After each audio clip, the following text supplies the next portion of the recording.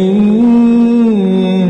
صلاتي ونسكي ومحياي ومماتي لله رب العالمين. الحمد لله نحمده ونستعينه ونستغفره ونؤمن به ونتوكل عليه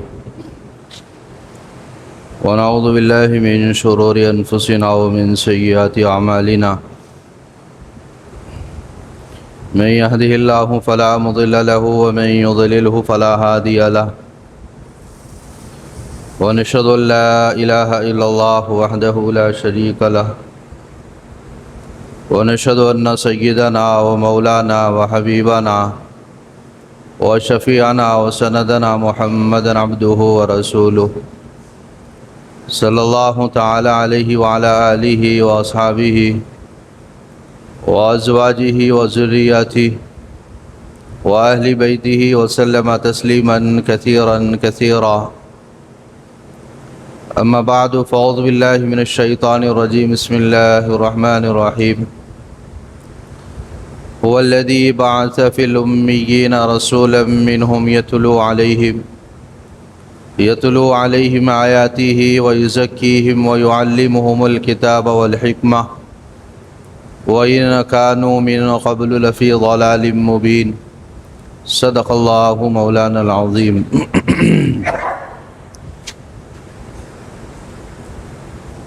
محترم المقام حضرات سامعین کرام، عزیز نوجوانوں، ساتھیوں، گزشتہ 2 جمعوں سے حضور اکرم صلی اللہ علیہ وسلم کی سیرت مبارکہ بیان کی جا رہی ہے. واقعتاً حضور اکرم صلی اللہ علیہ وسلم کی سیرت مبارکہ ایسی قیمتی اور بے مثال ہے کہ جو انسان اس کو زندگی میں اپنائے گا اور اس سیرت کو اپنی زندگی کا جز بنائے گا، وہ دونوں جہاں میں کامیابی سے ہمکنار ہوگا. حضور اکرم صلی اللہ علیہ وسلم کا بچپنا، آپ صلی اللہ علیہ وسلم کا لڑکپن اور آپ صلی اللہ علیہ وسلم کی جوانی اور آپ صلی اللہ علیہ وسلم کا نبوت والا زمانہ اور پھر دنیا سے پردہ فرمانے تک، یہ تمام کی تمام ایک بے مثال اور ایک لازوال اور ایک زندہ جاوید سیرت ہے. ہم نبی علیہ السلام کے کمالات اور خوبیوں کو اور سیرت کو بھی مانتے ہیں، لیکن آج امت کو جس چیز کی ضرورت ہے وہ عمل کرنے کی ہے کہ آپ کی لائی ہوئی تعلیمات اور آپ کے اوصاف حمیدہ اور آپ کے بہترین اور بلند اخلاق امت اس کو اپنائے اور اس کے اوپر عمل پیرا ہو. آپ نے سنا نبی علیہ السلام دنیا میں تشریف لائے تو جب سے ہی انوار و برکات کا سلسلہ شروع ہو گیا. گزشتہ جمعہ آپ نے سنا حضرت حلیمہ سعدیہ رضی اللہ عنہا خود بیان فرماتی ہے، جب نبی علیہ السلام کو میں نے گود میں لیا تو میری زندگی کے اندر انوار و برکات کی بارش ہونا شروع ہو گئی. میرا دودھ پیتا بچہ وہ دودھ سے بلکتا تھا، تڑپتا تھا، لیکن حضور اکرم صلی اللہ علیہ وسلم میرے پاس آنے کے بعد وہ بھی پیٹ بھر دودھ پینے لگا، اور میری اونٹنی جو بالکل لاغر تھی، کمزور تھی، جیسے ہی آپ صلی اللہ علیہ وسلم کو سوار کیا گیا وہ چاق و چوبند ہو گئی. یہ تمام کے تمام واقعات آپ نے سنے. اور پھر حضور اکرم صلی اللہ علیہ وسلم جب 12 سال کی عمر کو پہنچے تو سب سے پہلا سفر جو آپ کا ہوا تھا ملک شام کا ہوا تھا. ابو طالب جو آپ کے چچا ہے جب جانے لگے, حضور اکرم صلی اللہ علیہ وسلم ابھی بچے ہیں 12 سال کے, دیکھا کہ مجھ کو چھوڑ کر جا رہے ہیں تو چہرے کے اوپر حزن و ملال کے آثار نظر آنے لگے, غم کے آثار نظر آنے لگے. چچا نے کہا کہ میرے بھتیجے آ جاؤ, تم بھی ساتھ میں میرے چلو. اور جب ملک شام پہنچے ہیں وہاں پر ایک راہب جس کا نام جرجیس ہے, اس نے دیکھا تو کیا کہا تھا, اس نے گواہی دی, ھذا سید المرسلین ھذا رسول رب العالمین یبعثہ اللہ رحمتا للعالمین. یہ تمام رسولوں کے سردار ہے, یہ رب العالمین کے پاس سے بھیجے ہوئے ہیں اور رب العالمین نے ان کو رحمت للعالمین بنایا ہے. ابو طالب پریشان ہو گئے, ابھی تو یہ 12 سال کے ہے, تمہیں کیسے پتا چلا؟ اس نے کہا کہ میں نے توریت میں پڑھا ہے, میں نے انجیل کے اندر پڑھا ہے, میں وہ علامات دیکھ کر بتا رہا ہوں. یہ ہے آپ صلی اللہ علیہ وسلم کی شان. اس کے بعد جب اور بڑے ہوئے, ملک شام سے واپس ہوئے, تو چونکہ عرب کے اندر جنگیں بہت ہوا کرتی تھی, ایک بہت بڑی جنگ تھی جس کا نام ہے حلف الفجار.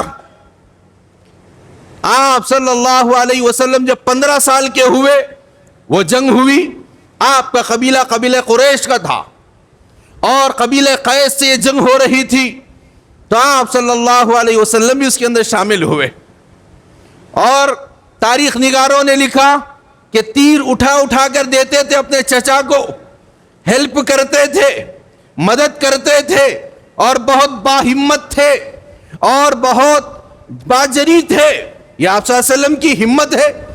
اس کے بعد جب اور ذرا بڑے ہوئے, 20 سال کے ہوئے, تو مکے کے اندر ایک بہت بڑا معاہدہ ہو رہا تھا جس کا نام ہے حلف الفضول. یہ کیا معاہدہ تھا؟ عبداللہ بن جدعان کے گھر پر تمام کے تمام روسائے قریش جمع تھے اور وہاں پر اس بات کا معاہدہ ہو رہا تھا, ہم مظلوموں کی مدد کریں گے, مظلوموں کی حمایت کریں گے, ہم بے کسوں کی نصرت کریں گے. حضور اکرم صلی اللہ علیہ وسلم بھی اس میں شریک ہوئے اور زمانہ نبوت کے بعد بار بار بیان کرتے تھے, آج بھی اگر کوئی مجھے حلف الفضول کا وعدہ یاد دلائے اور اگر کسی مظلوم کی مدد کرنی ہو, آج بھی مجھے دعوت دے, میں آج بھی تیار ہوں. یہ درد تھا حضور اکرم صلی اللہ علیہ وسلم کے سینے میں. آج غزہ پورا خون سے لہولہان ہے اور فلسطین کے اندر خون کی ہولی کھیلی جا رہی ہے. آج امت مسلمہ کے سر پر جو نہیں رینگتی. کہاں چلا گیا وہ درد, کہاں چلے گئی وہ تڑپ؟ یہ امت کو لینے کی ضرورت ہے.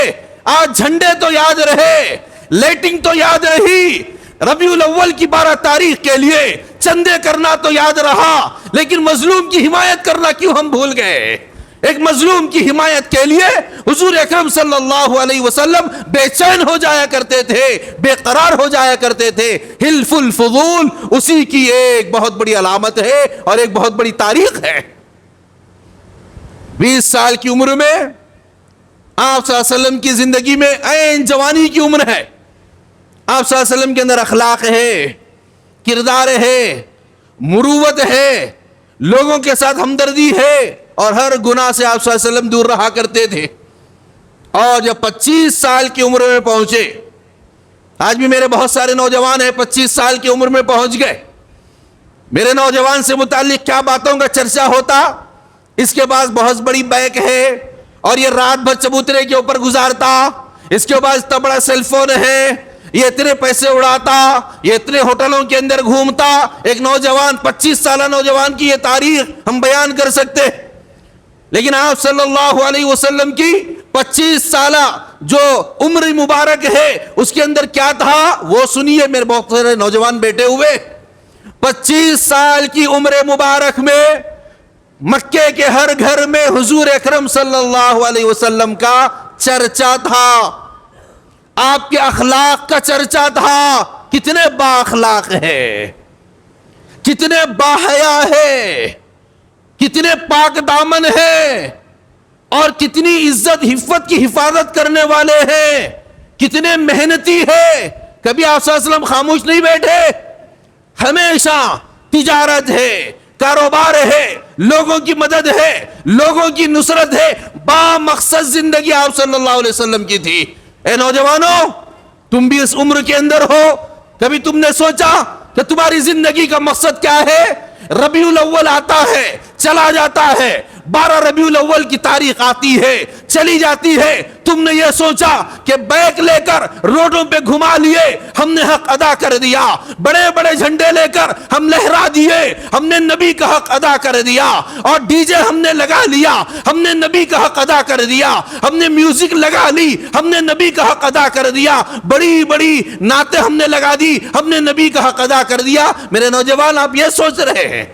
نہیں، یہ مقصد زندگی نہیں ہے. مقصد زندگی کیا ہے؟ آپ کے اخلاق ہے، آپ کے کردار ہے. بے حیائی کو چھوڑیے، وقت کو ضائع کرنا چھوڑیے، آنکھوں کے گناہ کو چھوڑیے، زبان کے گناہ کو چھوڑیے، کانوں کے گناہ کو چھوڑیے، بے حیائی والی زندگی چھوڑیے.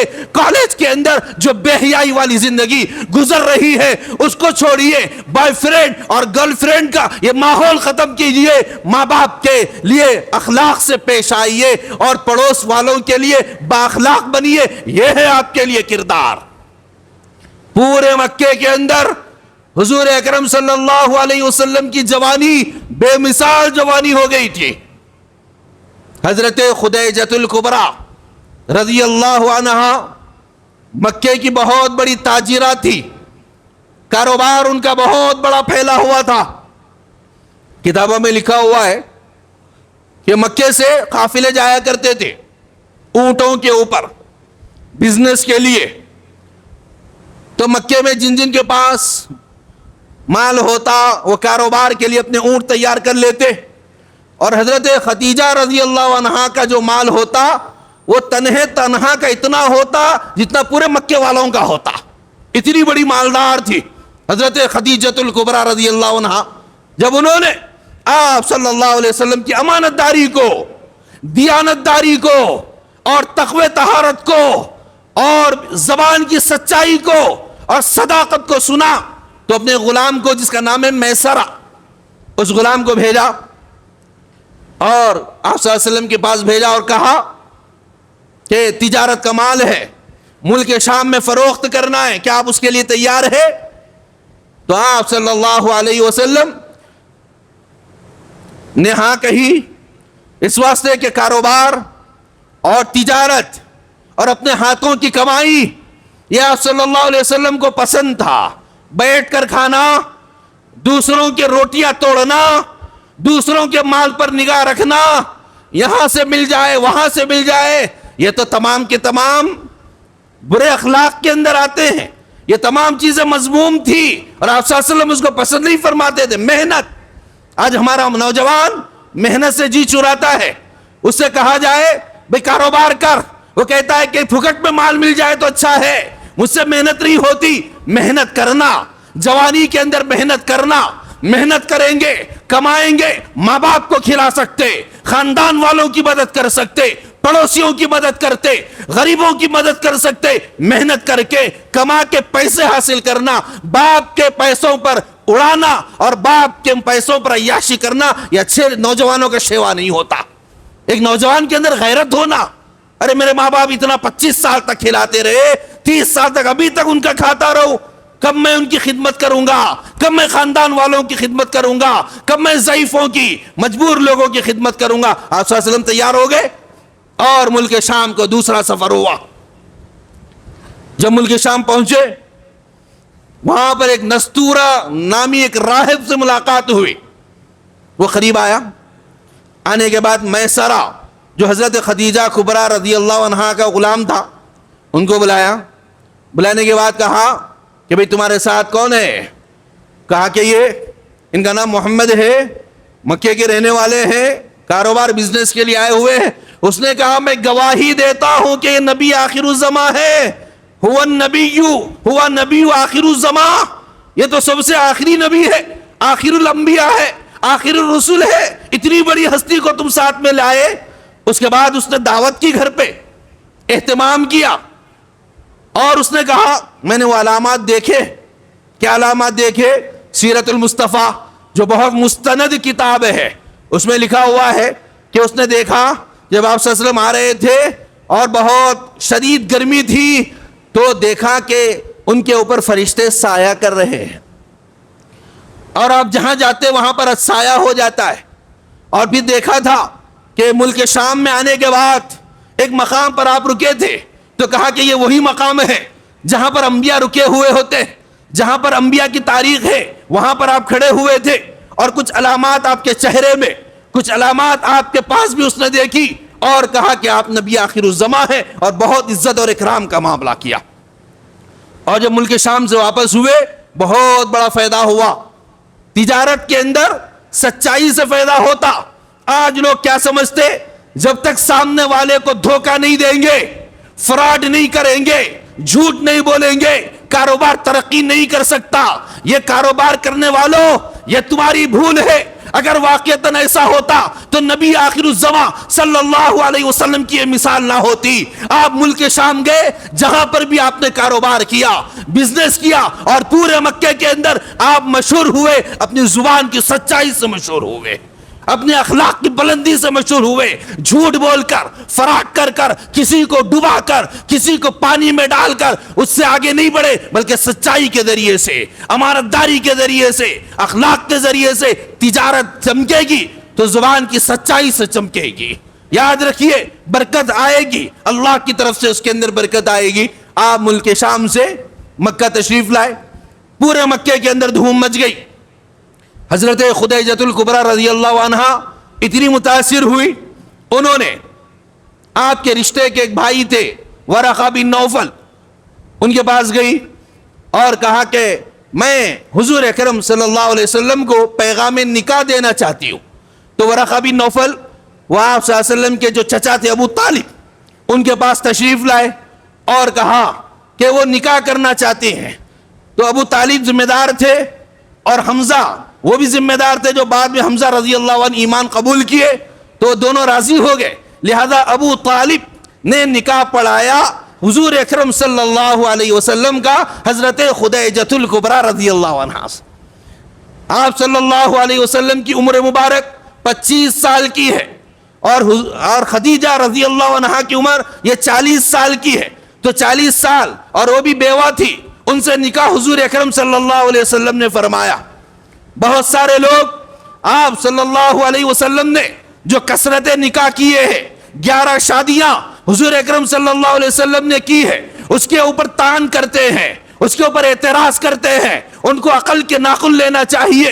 حضور اکرم صلی اللہ علیہ وسلم نے اگر یہ نکاح کیے ہیں تو یہ محض اپنے لیے نہیں بلکہ اسلام کے فائدے کے لیے اور اللہ تبارک و تعالیٰ کا حکم تھا, جس کی وجہ سے حضور اکرم صلی اللہ علیہ وسلم نے اتنے نکاح کیے ہیں.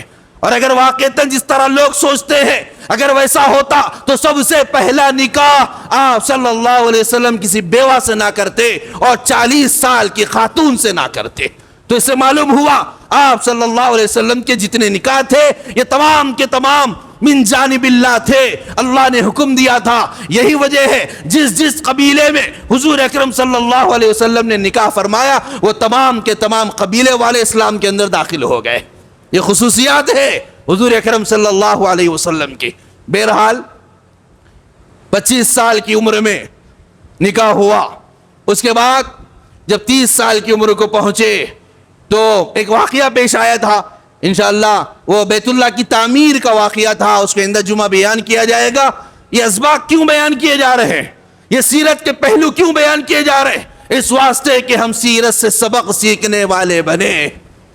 صرف نبی علیہ السلام کی پیدائش پر خوش ہو جانا, نبی علیہ السلام کی ولادت پر خوش ہو جانا یہ کمال نہیں ہے, بلکہ آپ صلی اللہ علیہ وسلم جس مقصد کو لے کر دنیا میں تشریف لائے اور جس مقصد کے تحت آپ کی بعثت ہوئی ہے اور آپ کے جو اخلاق تھے اور آپ کی جو تعلیمات تھی اور آپ کا جو اسوہ تھا, اس کو اگر ہم زندگی میں اپنائیں گے تو یہ حقیقی معنی میں ہمارے لیے خوشی کا مقام ہوگا. آج ایک رسمی طور پر 12 ربیع الاول اور ربیع الاول کے مہینے میں رسمی طور پر اس کو منا کر یہ سمجھ رہے ہیں ہم سچے عاشق نبی ہے، ہم سچے محب نبی ہے، یاد رکھیے ان تمام چیزوں میں سے کسی سے بھی عشق نبی کا تعلق نہیں ہے۔ عشق نبی تو یہ ہے کہ زندگی کے اندر سر کے بال سے لے کر پیر کے ناخن تک حضور اکرم صلی اللہ علیہ وسلم کی سیرت جھلکے، آپ کے اخلاق نظر آئے، آپ کی عبادات نظر آئے اور آپ کا اسوہ نظر آئے، فکر آخرت زندگی کے اندر ہو۔ یہ ہے اصل میں سیرت النبی صلی اللہ علیہ وسلم کی خوشی اور ربیع الاول کی خوشی۔ میں امید کرتا ہوں حقیقی معنی میں ہم ربیع الاول کا حق ادا کریں گے۔ اس کے لیے سیرت کو پڑھیے، سیرت کو سنیے، سیرت کے پہلو کو اپنی زندگی کے اندر اختیار کیجئے۔ انشاءاللہ آئندہ اور جمعوں میں نبی علیہ السلام کی سیرت پر روشنی ڈالی جائے گی، یہاں تک کہ آپ صلی اللہ علیہ وسلم جب دنیا سے پردہ فرما گئے وہاں تک تفصیل سے یہ چیزوں کو بیان کیا جائے گا۔ اس کا مقصد یہ ہے کہ ہم آپ صلی اللہ علیہ وسلم کی ایک سیرت سے واقف ہو۔ اللہ سے دعا ہے کہ اللہ ہم سب کو سیرت سننے، سیرت سمجھنے، سیرت پر عمل کرنے کی توفیق مرحمت فرمائے۔ وآخر دعوانا ان الحمد للہ رب العالمین۔